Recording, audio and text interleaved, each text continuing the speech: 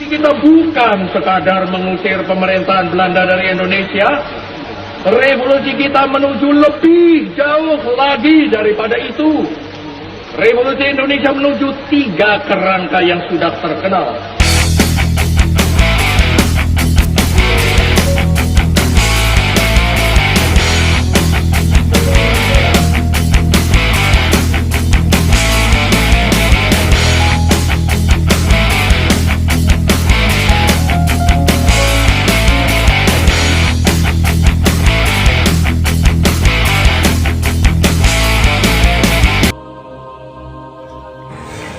Assalamualaikum warahmatullahi wabarakatuh. Revolusi Nasional Indonesia adalah sebuah konflik bersenjata dan pertentangan diplomasi antara Republik Indonesia yang baru lahir melawan Kerajaan Belanda yang dibantu oleh pihak sekutu diwakili oleh Inggris. Rangkaian peristiwa ini terjadi mulai dari mendaratnya pasukan sekutu Inggris pertama kali di Jakarta pada 29 September 1945 yang dipimpin oleh Letnan Jenderal Christensen setelah ditandatangani oleh CII atau Civil Affairs Agreement. Konflik ini berlangsung selama 4 tahun hingga pengakuan kemerdekaan Indonesia oleh Kerajaan Belanda pada 27 Desember 1949. Meskipun demikian, gerakan revolusi itu sendiri telah dimulai pada tahun 1908 yang saat ini diperingati sebagai tahun dimulainya kebangkitan nasional Indonesia, dan diawali di tahun 1945, yaitu setelah Soekarno-Hatta menyatakan kemerdekaan Indonesia. Proklamasi kami, bangsa Indonesia, dengan ini menyatakan kemerdekaan Indonesia.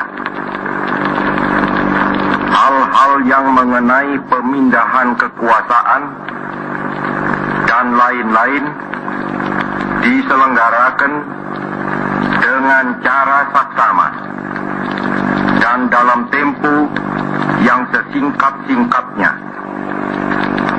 Jakarta, 17 Agustus 1945, atas nama bangsa Indonesia, Soekarno-Hatta. Sebelum kita lanjut di video versi Restu CNN ini, dari Restu CNN ada sebuah pertanyaan buat kalian. Yang pertama, apa pesan Soekarno kepada para pemuda sebagai motivasi dalam berjuang? Yang kedua, apa yang pernah dikatakan oleh Insinyur Soekarno tentang pahlawan? Kemudian yang ketiga, apa yang dilakukan oleh Insinyur Soekarno dalam perjuangan kemerdekaan Indonesia? Kemudian yang keempat, julukan apa yang diberikan kepada Insinyur Soekarno?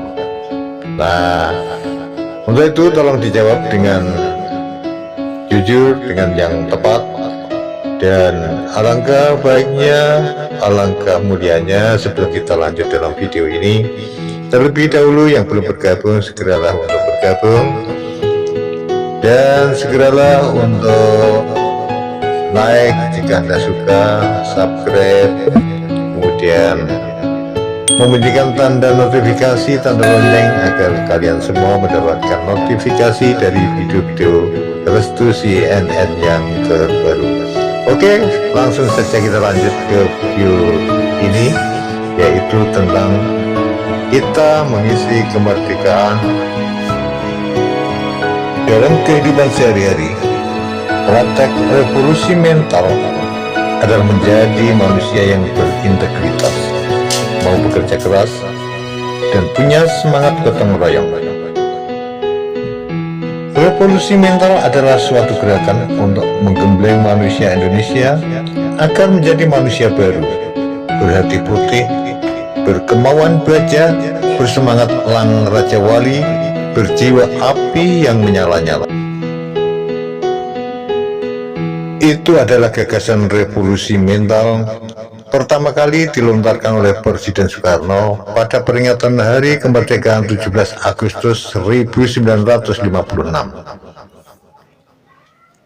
Soekarno melihat revolusi nasional Indonesia saat itu sedang mandek, padahal tujuan revolusi untuk meraih kemerdekaan Indonesia yang seutuhnya belum tercapai. Revolusi di zaman kemerdekaan adalah sebuah perjuangan fisik, perang melawan penjajah dan sekutunya untuk mempertahankan negara kesatuan Republik Indonesia kini 70 tahun setelah bangsa kita merdeka. Sesungguhnya perjuangan itu belum dan tak akan pernah berakhir. Kita semua masih harus melakukan revolusi, namun dalam arti yang berbeda, bukan lagi mengangkat senjata, tapi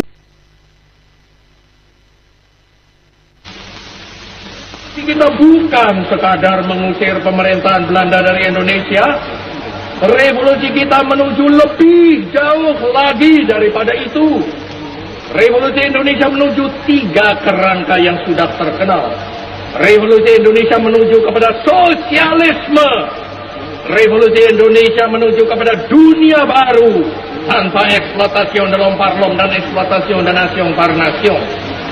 Bagaimana revolusi yang demikian ini mau dimandekkan dengan kata bahwa revolusi sudah selesai?